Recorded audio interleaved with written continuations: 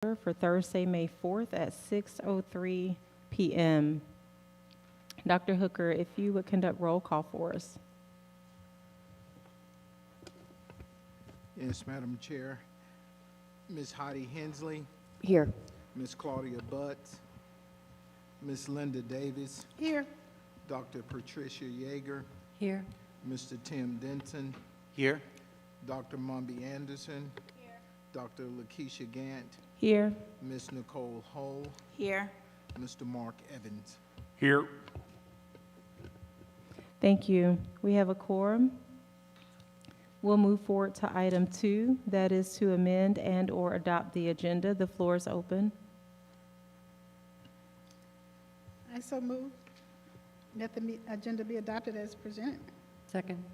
Okay, we have a motion by Ms. Davis, a second by Dr. Yeager.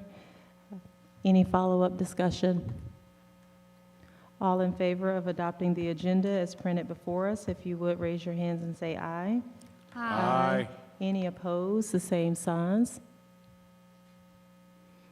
Okay, that motion carries 8-0. We will move forward to item 3, and that is to enter into executive session. The floor is open to enter into executive session to discuss, excuse me, probably need to put my glasses on. So the floor is open to move into executive session to discuss or vote to authorize the settlement of any matter which may be properly discussed in executive session in accordance with paragraph 1 of OCGA section 50:14(2). 2, authorize negotiations to purchase, dispose of, or lease property.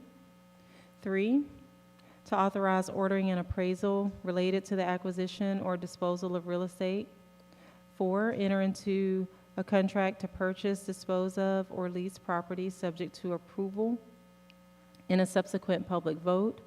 Or 5, enter into an option to purchase, dispose of, or lease real estate subject to approval in a subsequent public vote. The floor is open for a motion. So moved. Second. Okay, we have a motion by Ms. Hull and a second by Ms. Davis. Any follow-up questions or discussion? All in favor of entering into executive session for the stated reason, if you would raise your hands and say aye. Aye. Any opposed, the same signs. Okay, it's unanimous. We will enter into, yes. Do we need to amend roll call? Our 9th member just arrived. I don't think we have to. Okay, thank you. Thank you. All right, we voted to enter into executive session at 6:07 p.m.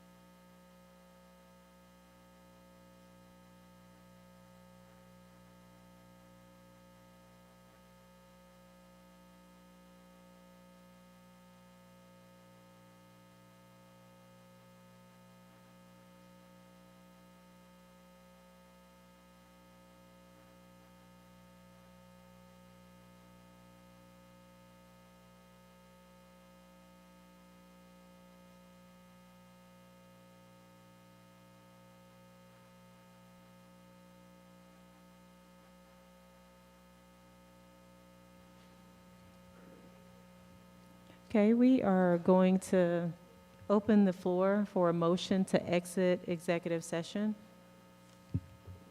I move we exit. A second. Okay, we have a motion by Ms. Hensley, a second by Ms. Butts. Any follow-up discussion? All in favor of exiting executive session, if you would raise your hands and say aye. Aye. Any opposed? Same signs.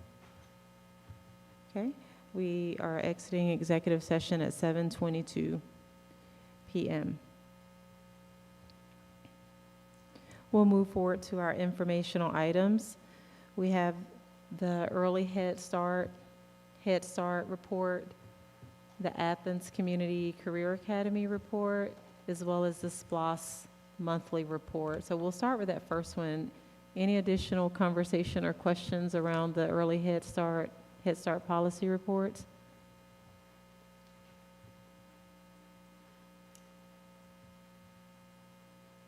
Okay. What about the Athens Community Career Academy report?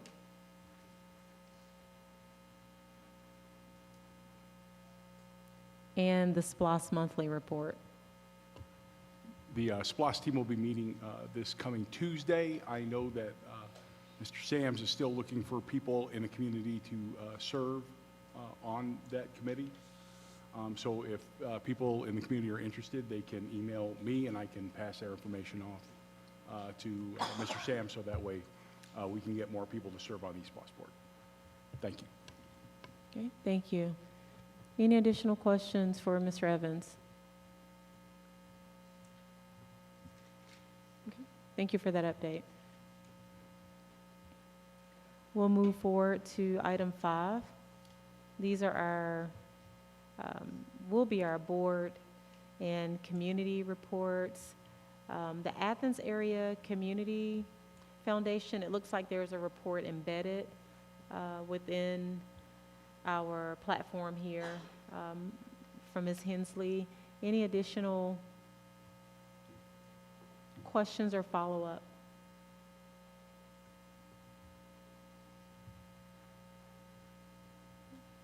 No, I am just sort of getting my feet wet with that whole community. It's going to be a really cool thing, and I do think there's a lot of opportunity to partner with the school district, but I'm just going to have to kind of get into that. I actually want to sit with Dr. Maddox, who was the former board member, and kind of see how she integrated herself into that. So maybe there'll be more, but right now it was just more informational. Thank you. Okay, under the board president report, among some of the items that we discussed during our retreat was the board policy. This is our code of ethics, and then our board policy BHA, which is our conflict of interest. And now is around the time that I think we would be talking about the conflict of interest anyway, but we also have our code of ethics, and we wanted to be sure that we created space for that on our agenda so that we could publicly acknowledge not just our commitment, but if there are any additional, discussions that need to happen around these two items, that we have time carved out to do that. And so really the floor is open now if there is any further discussion around our conflict of interest policy, that is the BHA, and then the code of ethics. And that code of ethics policy really has all of those domains that we govern under. Any additional discussion around those items? And Ms. Palmer and Dr. Hooker and Dr. Anderson, if I left out any context, if you would please add.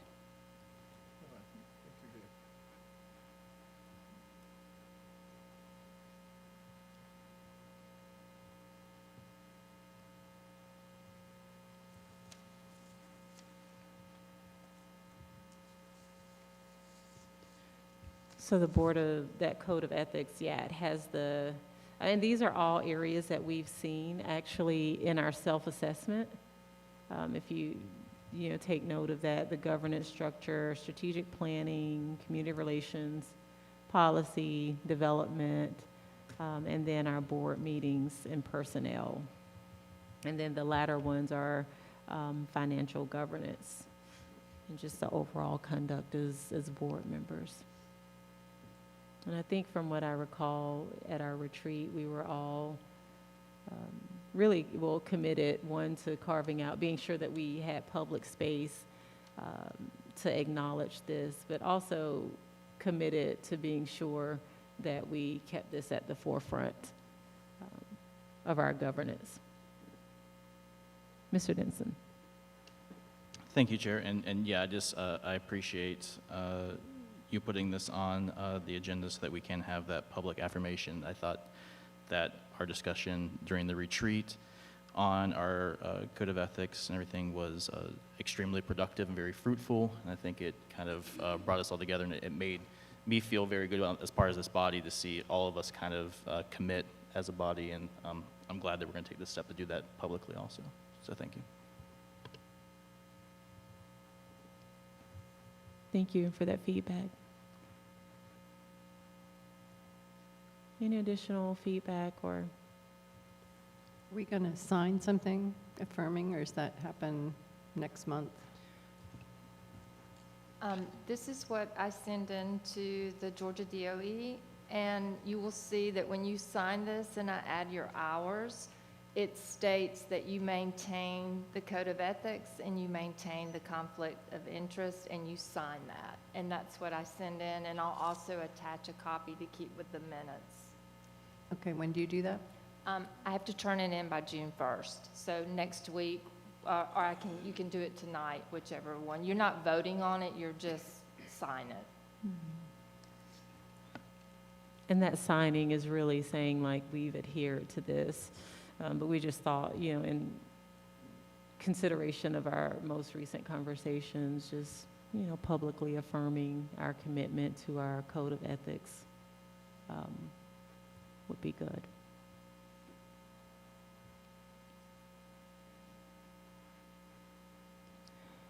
All right, if there's no additional discussion there, we will move forward to our board norms. And I am going to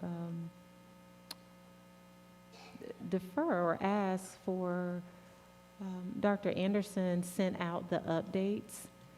If you recall, when we participated in our retreat, there were some small updates to some of our norms. And as a result of that conversation, Dr. Anderson shared those changes with us and just asked us to, just take a look to be sure it reflected what we discussed. I don't think they were major changes, but Dr. Anderson, if you can add. So I just resent that that note with those slight changes. So you can review them in your Gmail.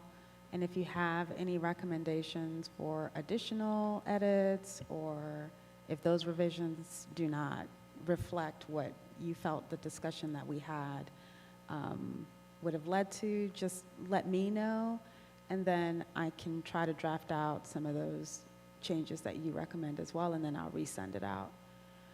And if we have further discussion to have, we can do that at the June meeting before voting on approving them.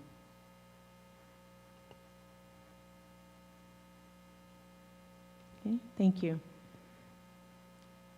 We'll move forward to our youth development discussion. If you take a look, we asked Ms. Palmer to add this document, but this document was also what was sent out to us shortly after the meeting that the district had with Mayor Gertz and Manager Williams. And in a nutshell, they were interested in partnering with the school district to determine where some of their ARPA money would be spent, specifically with youth development / violence prevention, as well as some smaller amount with workforce development. And so Dr. Moore actually typed up a summary of those meetings and what the mayor and county manager at that time were asking us to consider. And so the floor is open for any, follow-up discussion. If there are other questions that you have about this, we can take those questions down and share those with Mayor Gertz as well as Manager Williams as well. But again, the goal, or what they're proposing, is that we enter basically into a partnership to determine how we might impact youth development and violence prevention, and to some degree workforce development. And they've proposed a way that we go about doing that. And so if you have any concerns or any questions, would encourage you to share those now at this time, or I don't think I've received any from the time that we shared it, but this would be a time for us to talk about it. If there's something that we want to say, well, yeah, this is a good idea, but we would propose doing this, or otherwise, this would be the time to do that.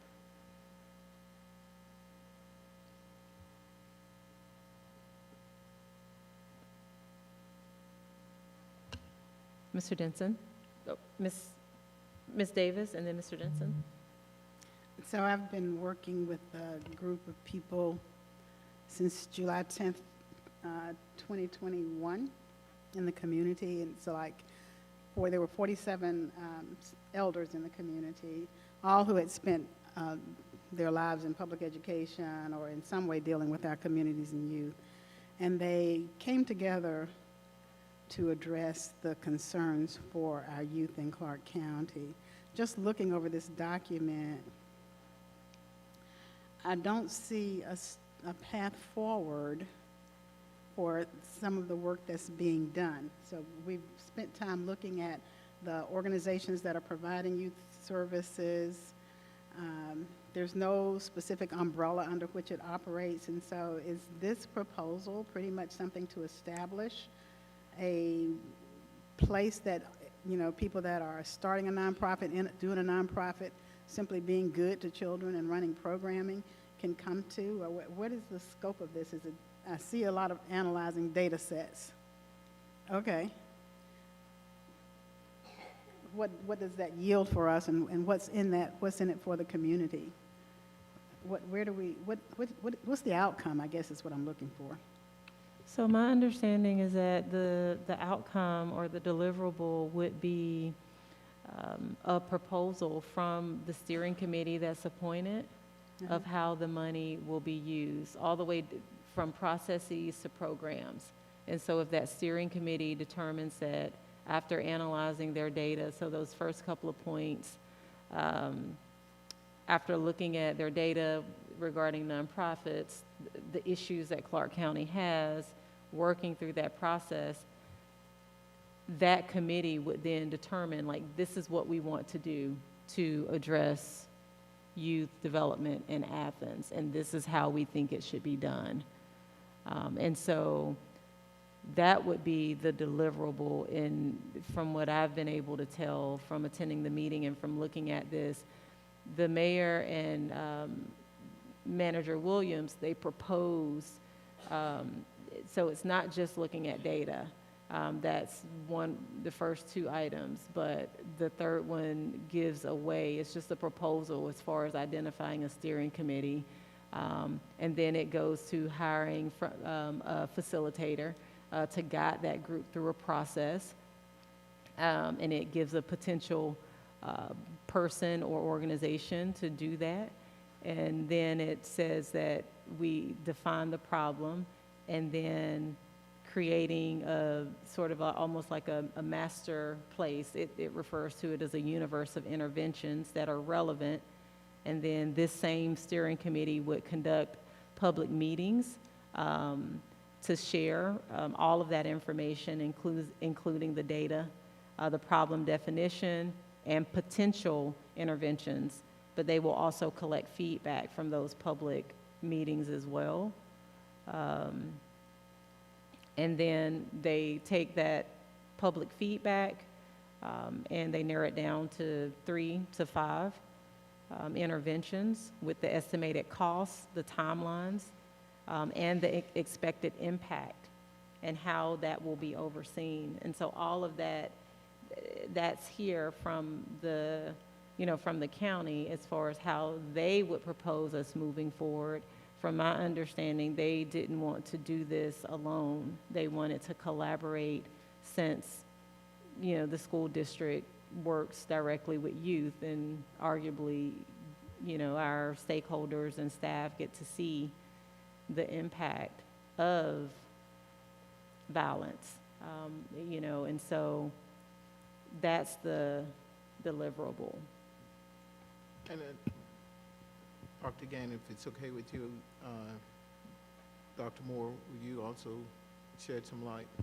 Yes, I think Dr. Gant was spot on, and this really is, Ms. Davis, the path forward. This is our opportunity to be involved in the path forward, entering into an MOU or an IGA with the city so that we can be part of those conversations and that steering of projects based on what we know our youth need.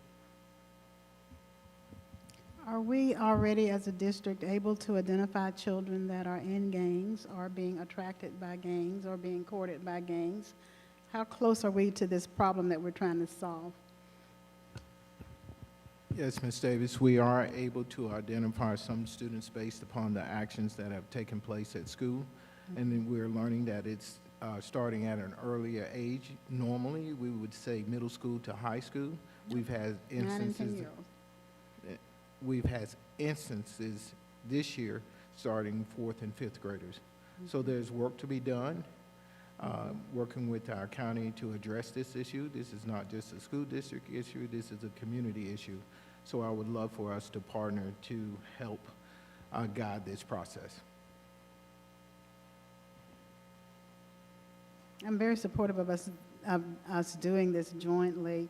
I am concerned that in the countless meetings that I've been in to talk about this and youth intervention, I don't know if we have the right people at the table. That's a challenge for me, is when do we actually get to, what can we do to attract the people that we are trying to help?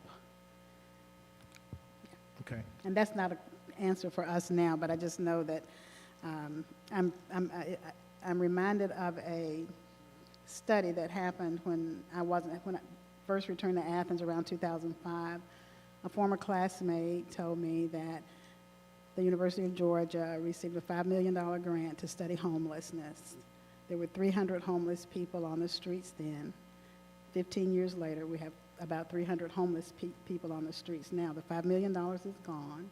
The recommendations have been implemented, but they didn't really get to the problem.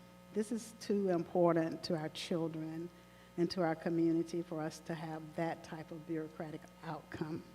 So I'm looking for some measures that are going to be meaningful in terms of us being able to see the impact in the work that we're doing to educate our children. Yes, ma'am. Mr. Denson. Thank you, and yeah, I definitely support us getting involved in this. I think what this kind of extremely challenging issue really calls for is the school district deciding to be a partner with the city and county governments to take this on, because none of these entities by themselves can do so. And I think maybe the reason that attempts in the past have failed is because there hasn't been this more cohesive collaboration happening, and collaboration that also has funding behind it, which is also very important.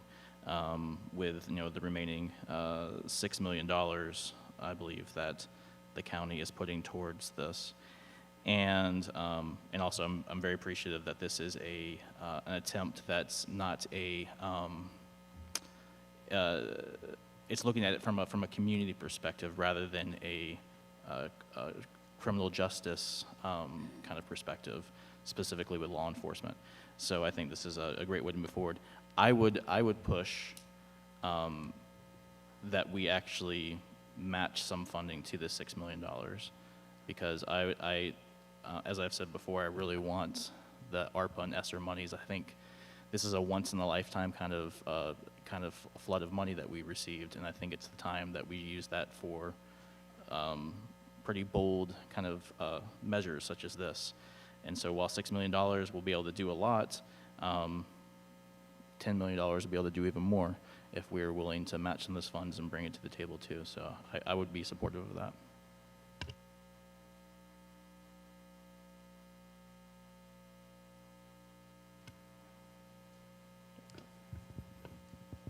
Mr. Denson, I do agree with you that it's important for us to partner with that.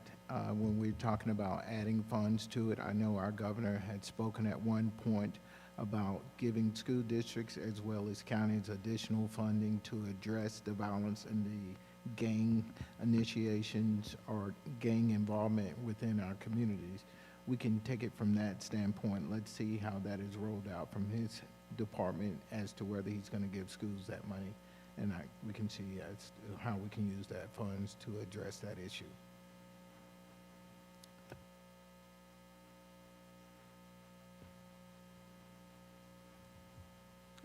Additional thoughts? Ms. Butts? I would just like to see us with the nonprofits to really push the nonprofits and be behind the nonprofits, because we have so many nonprofits that work with youth in Athens, and I think the issue every time is the funding. They don't have enough funding to do certain things with the students, and I think the focus should be with, you know, pushing the nonprofits and getting the youth opinions of why is it that they want to turn to the gangs, or what, you know, have some youth input in this as well, what they're wanting to see with the workforce. What type of work do you want to do when you grow up? What would you like for us to see? And just don't, I think that the issue comes when we're just throwing things on the youth and saying, oh, okay, we want you to be this, that, and the third, but actually talk with them and do some different surveys to see what they are wanting to do.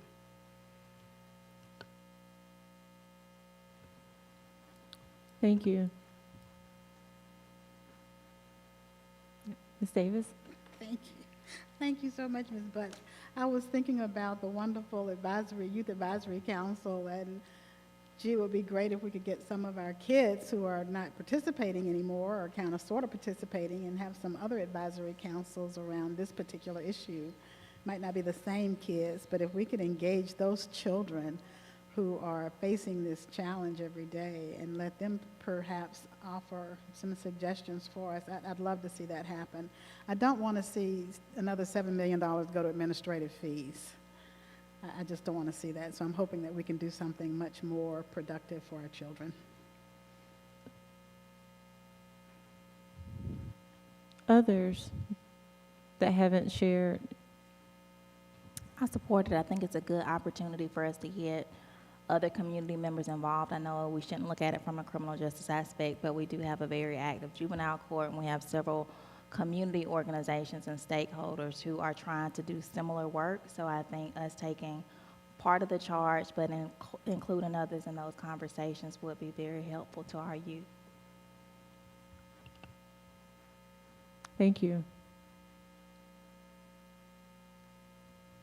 Any additional thoughts, Corey?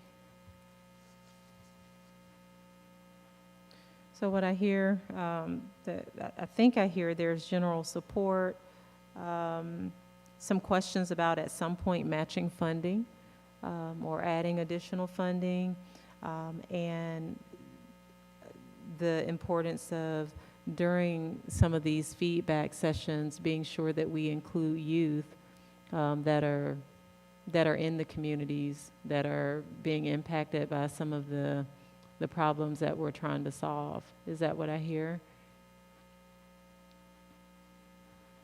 And I think just from what I'm able to see, I think these things can be like embedded, I think, in this process. I don't think it's a limited process that would prevent that steering committee from coming back and saying, hey, you know what, actually, we think CCSD needs to be adding money to this, or this is how we want to go about doing this. So it sounds like there's general support, if I'm reading the board right.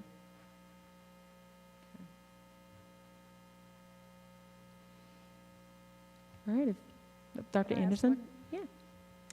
Could follow-up conversations, whomever is in the room for those conversations, sort of center also around who is leading this charge? So who are the decision makers in the very beginning of this process to get the feedback and input and decide who the steering committee members are going to be, et cetera? And also a definitive timeline, since this money's got to be spent in the next year and a half. I don't want a steering committee to be having discussions a year out. So. Okay, and so it sounds like getting clarification from the mayor and Manager Williams around who specifically would lead the charge. We know we would have a steering committee, but still who would get this, this charge and process, and just to be sure that that deliverable is met, and then a more definitive timeline. Okay. All right. Okay. So I can share that we can share it with And the mayor. Yeah, and I think the urgency to spend the money, because we have to have it allocated and spent by a certain time, was to make the first step just a vote of the board to enter into an agreement to begin to work with the city just in a fact-finding kind of thing. So the first step would be just to vote on that at next week's meeting and say, yes, we want to move forward with these inquiries, and then start that process, start that ball rolling. And what we'll do is send these questions and this feedback, the gist of the feedback. We can send that to Dr. Hooker. Yeah, and we'll get it to the mayor, and that way, before we vote on it next week, we'll at least have a general idea or an agreement that this is, we are going to prioritize, or at least charge that steering committee with prioritizing youth, and letting them know also, that of the funding that they have, but also that their, ability to ask for more, and that we need to have an idea of who's leading the charge, as well as a more definitive timeline. I think those would be things that we could get turned around before we vote.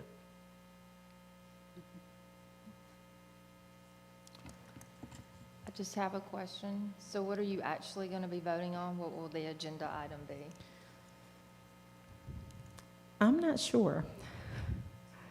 I think the vote would be on entering into, whether or not to enter into an intergovernmental agency agreement. So will there be a agreement? Well, I think the vote is just to pursue, to take the next step, yeah. So basically, Not we're saying on we're the interested. agreement, correct, that we are willing to do that. And that would map out the questions, that agreement would map out probably the questions. Okay, and so next week's vote would be basically a vote of interest that we're interested in pursuing, and then we would, I would assume at that June meeting, at that June meeting, we would then vote on the agreement. Will it be written by then? Oh, June, yeah, we got time. Yeah, Right, Mike? I think it should be. It didn't seem like it was Okay, too complex, so, but we can ask that, certainly can ask. okay. One more thing. Do you want this added to consent, or do you want it as an action item next week, alone, separate? Separate. Okay. Separate? Okay, okay, we at least have one separate, I think, is what I heard, so yeah, separate.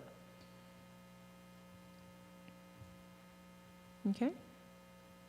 We'll move forward to the superintendent's report. Dr. Hooker? Thank you, Madam Chair. I have a list of recognition days that we're celebrating this month. On Monday, May the 1st, we celebrated our principals as part of National Principals Day.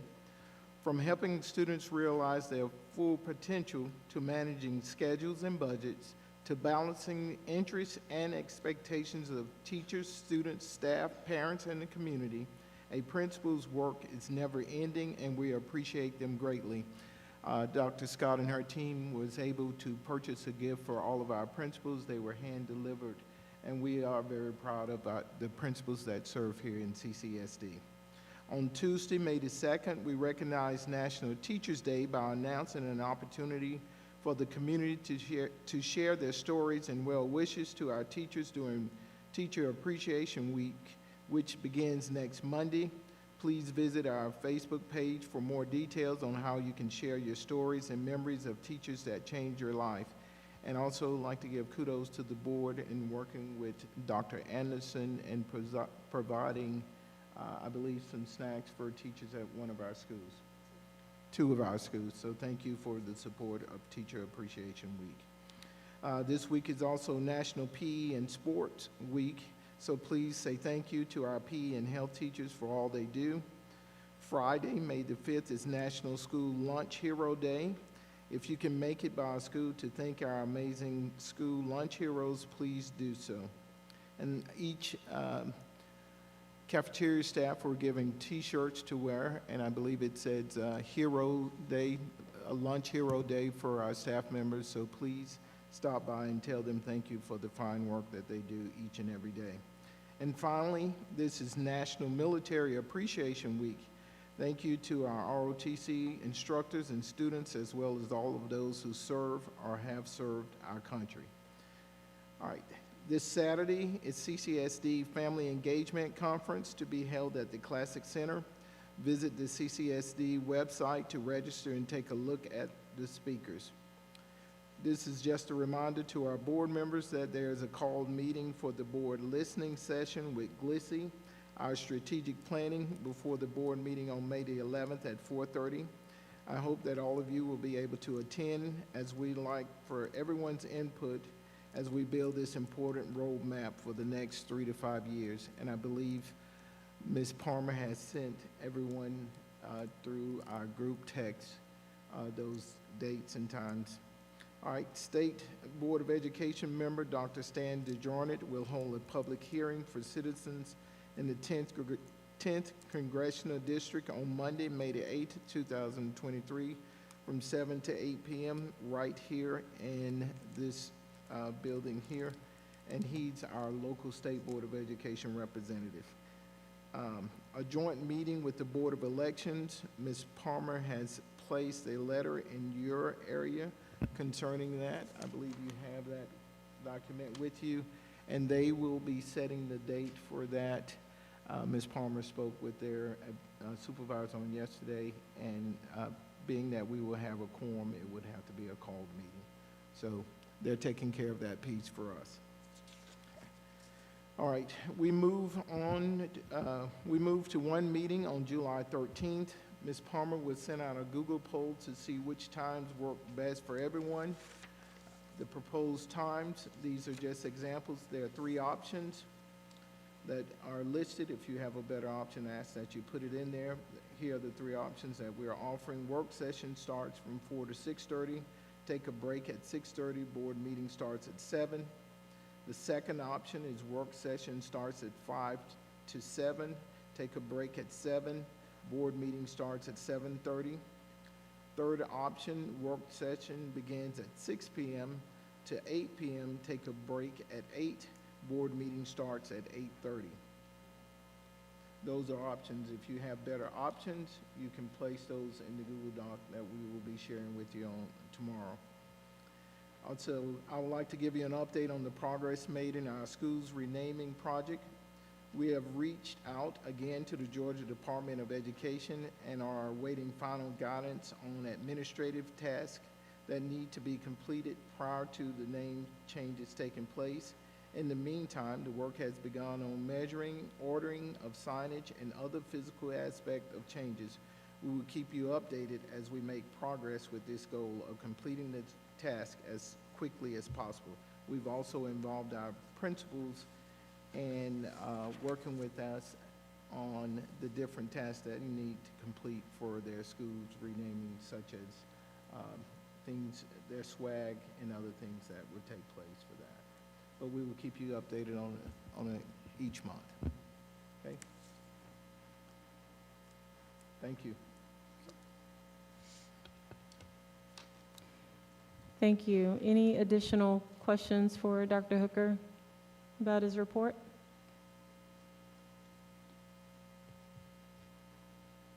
Okay, thank you. We'll move forward to presentations and discussion.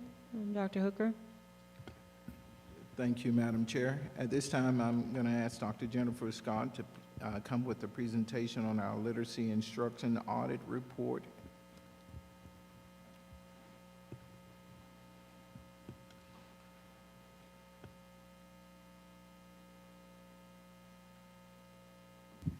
Good evening, everyone. Good evening.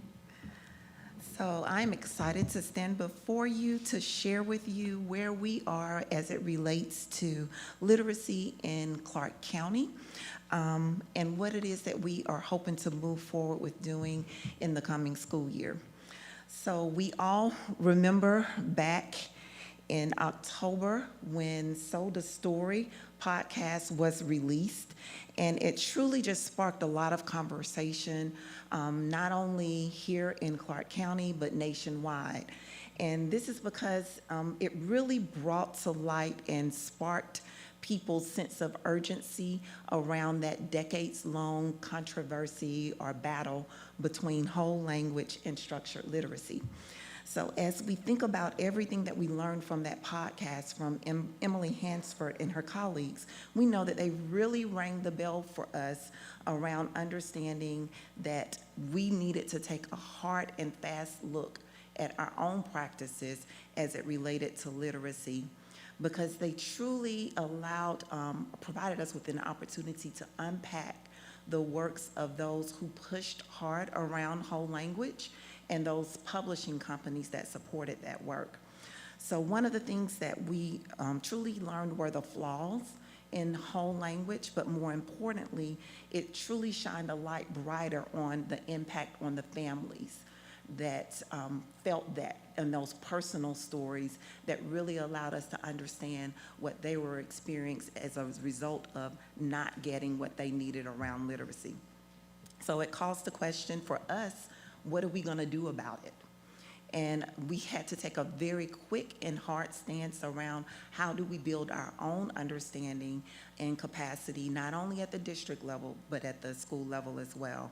And so this meant building an understanding around the science of reading. And as we think about the research that encompasses years of scientific knowledge, contributions from many experts, then what we learned is that within the science of reading, then it's important that we are ensuring that we have that structured literacy in order to provide those foundational skills that our students need in order to meet expectations. So with that, just to give you a quick rundown on what structured literacy looks like, it encompasses all of these components that are listed here. So when we're thinking about vocabulary and language, then that's what students or children learn starting at birth. Just the conversations that they're having, and they're building their understanding of language and words and speaking. And then we move into phonological awareness. This is before they ever have any print in front of them. And so it's just being able to understand that the rhymings and things that you may have done in nursery school or in pre-K before you're exposed to that actual print. Once we get to phonics, then we're looking at those letters, the letter sounds, how you can bring together letters and letter sounds to create words. And then oral fluency, then we're thinking about just the prosody, so those conversational patterns. When we're thinking about fluency, then we're looking at rate, accuracy, and expression in how we're reading. Phonology looks at the forming of words. So how are we able to change the forming of words to change their meaning, such as making a word plural. And then syllables are those parts of a word. Then when we're thinking about syntax, it's the arrangements of the words in order to create sentences. And then semantics is the meaning behind words. So those individual words, words pulled together to create phrases, sentences, or texts all together.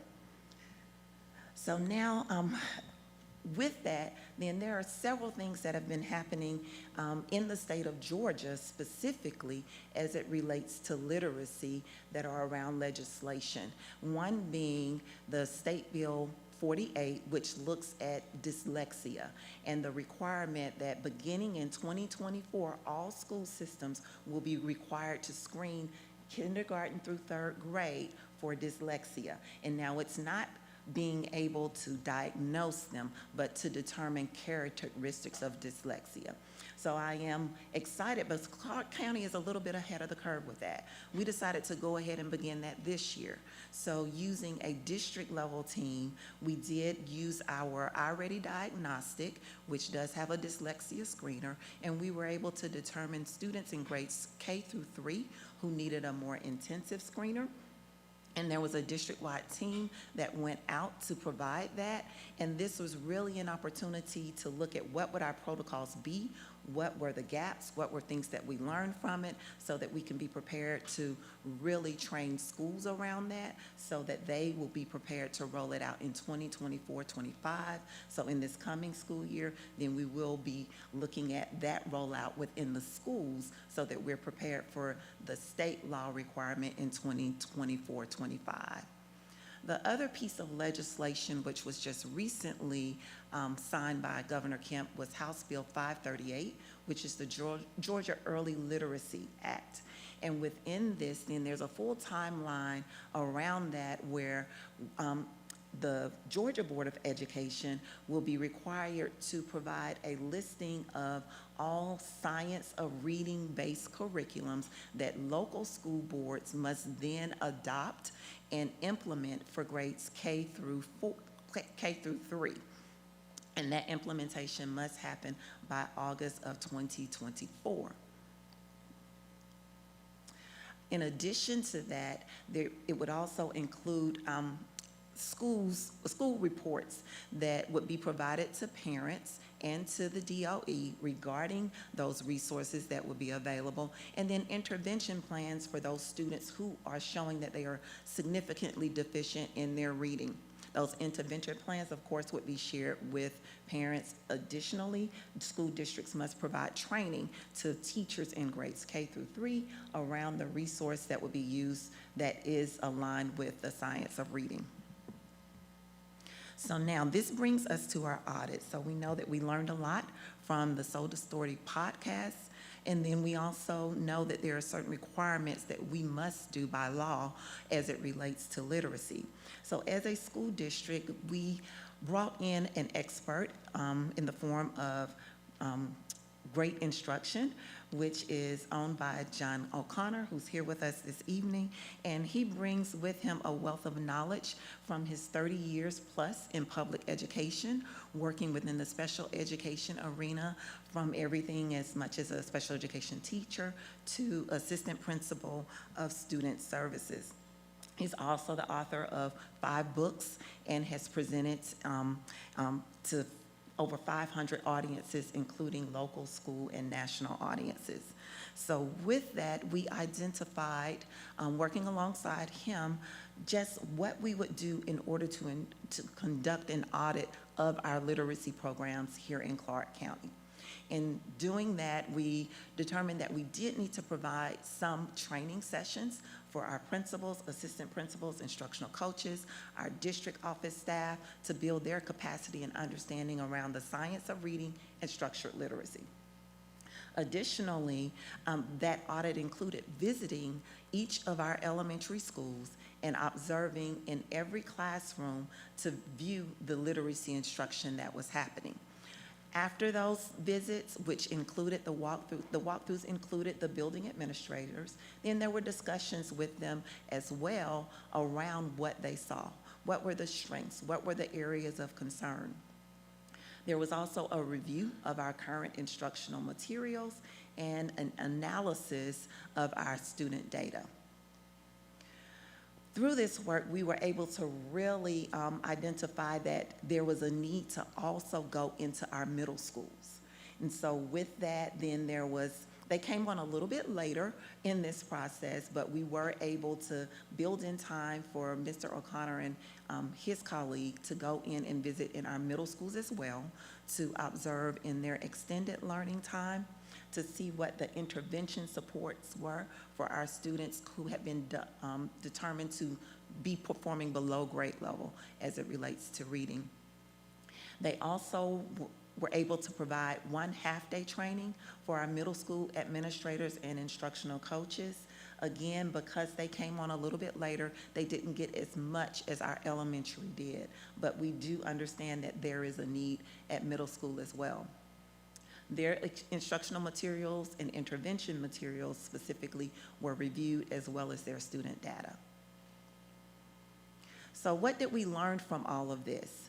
We learned that within our elementary schools, and I'm excited to say that our building leaders are doing an amazing job of leading their buildings, and their teachers are doing an amazing job of truly implementing the resources that are provided to them, but also recognizing that the resources that are being provided to them may not be the appropriate resources when we think about what students need around building their literacy skills. We also know that our students were eager to learn. They were eager participants in the teaching that was happening in the classroom. And we know that within that, even though they're eager to learn, we're still not seeing the progress that we would expect to see. And therefore, there are an alarming number of students who are showing significant deficiencies as it relates to reading and writing. We also learned that our schools are doing a fabulous job of implementing foundations, which is aligned with the science of reading and specifically provides Tier 1 phonics instruction. This was implemented for the first time this year district-wide. We did have a few schools who started using foundations prior to this school year, but it is implemented district-wide this year thanks to the support of our board, who approved this purchase back in April of 2022. So we did see a great use of that being used with fidelity, and it having effects, positive effects in kindergarten through 2nd grade. In middle school, once again, we have administrators and teachers who are eager for literacy support because they recognize that there are some significant gaps, and the resources they currently have are not allowing them to address those gaps. We also know that every school has a designated extended learning time for our middle school students, which is essential when it comes to having that time to provide the intervention support. We also know that our teachers and staff are dedicated to doing what needs to be done to support our students, but yet we still do see an alarming number of our students with significant gaps as it relates to reading and writing. So with that, we do bring forward some recommendations as we move into next school year. Because of the progress that we're seeing in kindergarten through 2nd grade related to the use of foundations, we do want to expand foundations into 3rd grade. This is a request that came very early from our building leaders and teachers. When they began to see the impact of foundations, they immediately asked, when are we going to get it for 3rd grade? We need it for 3rd grade. We're still seeing those gaps there. So we are recommending that. We're also going to move forward with the implementation of the GEO's decodable readers in grades kindergarten through 2nd. This was already purchased in order to support the foundations implementation. It is a resource that supplements that offers students an opportunity to read rich literature that is specific to the skill that they're working on within the foundations program. We also want to replace our core K through 5 program, which is not aligned to the science of reading, because we are currently using Fontes and Pinnell and the Lucy Calkins units of study in writing as the core reading and writing program for K through 5. And so replacing that with a resource that is aligned to the science of reading, as well as the foundations program that's being used for phonics, will allow us to provide students with the literacy instruction that they deserve. In addition, we would like to add Heggerty phonological awareness in grades pre-K through second grade. So we are excited. Our pre-K did reach out to the state, and they approved the use of Haggerty for phonological awareness in pre-K. Some of our schools were already using it as an intervention when they saw that there were some gaps in phonological awareness, and we know that it, again, is closely aligned with the science of reading. We're also going to be recommending that vocabulary notebooks be used in grades 2nd through 5th in non-ELA classes. And the reason that we say that non-ELA is because we know that building their vocabulary across all contents is essential to students being able to master other contents as well. And some of those contents would come with very rich vocabulary. So with that, then using a very specific protocol that allows students to engage with those words associated with the content in a manner that builds their understanding of it so that they can then apply it to the learning within that content.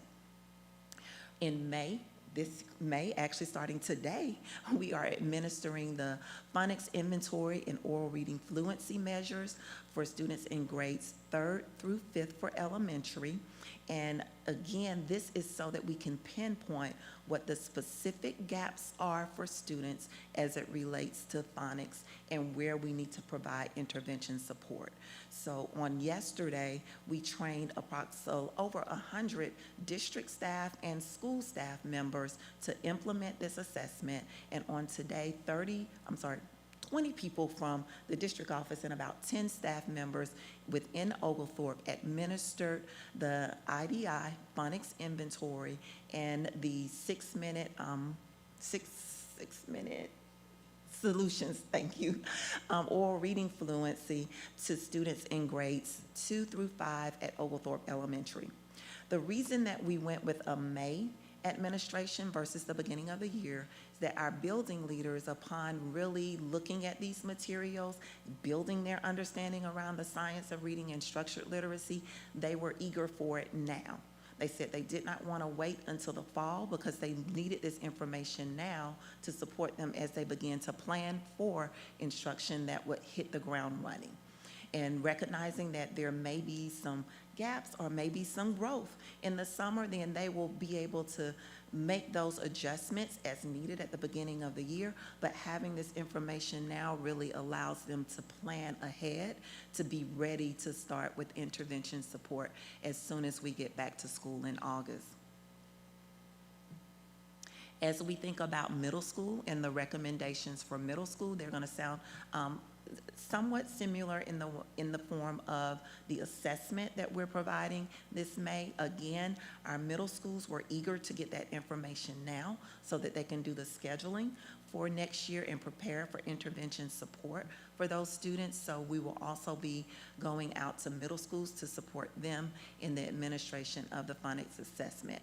We're also going to be providing them with additional support in building their capacity to use resources that address multisyllabic phonics and decoding, prefixes and suffixes, and then also looking at implementing vocabulary notebooks in grades 6 through 8 as well in those non-ELA contents.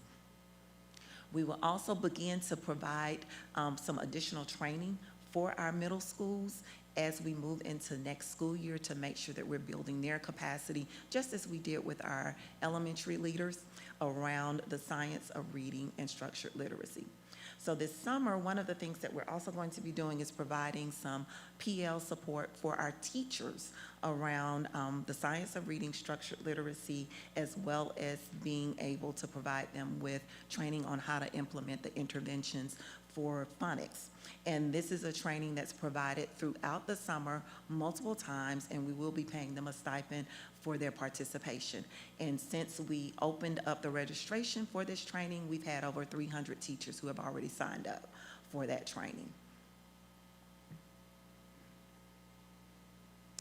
So with that, then that brings me to the end of our recommendations. So as we're thinking about moving forward, then we really are asking for the board's support as it relates to the literacy programs that we do want to purchase and implement, but also the continued support of great instruction coming in to partner with us as we are building the capacity of our district level team as well as school leaders by providing that professional learning, going in and walking alongside our building leaders, doing walks with them as they are focused on what the literacy instruction looks like, but then also being able to provide that coaching support. And most critically, making sure that we're providing that for our middle school as well. And so with that, then I thank you for your time and thank you for your support. And I'll take any questions that you might have. And before you start with questions, I want to thank Dr. Scott and her team as well as Mr. John O'Connor for being here. This is a huge shift for our district. As I arrived